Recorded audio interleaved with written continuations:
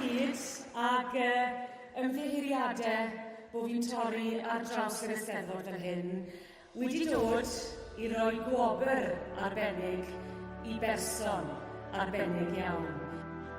I'n mynd i Aelwyd Hafodwenog. Mae wedi bod yn aelod o'r aelwyd yma ers blynydde. Wedi arwen ers 1997, hefyd arwen gyda dawnswyr talog ers y flwyddyn 2000, cyn mynd mlaen wedyn ni i sefydlu clocswyr Cywyn yn 2002. Mae'n arwain cwr yr aelwyd, mae'n dod i ymarferion, a mae wedi bod yn neud am acha, a mae wir yn heiddi hwn. Mae wedi ymroi gymaint i ieuenctid yr ardal, mae'n jyst yn rhoi gymaint o'i hamser hi i'r bobl ifanc yn nghefnwlad Tregar. Mae'n ganolog a ni'n ffodus iawn fel ardal bod hi'n rhan o'r gymuned.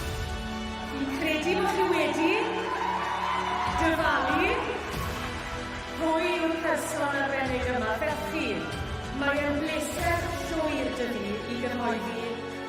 Mae enillydd Tlws John a Ceridwen Hughes Uwchaled, Eisteddfod Sir Gar 2023, neb llai na Sioned Page!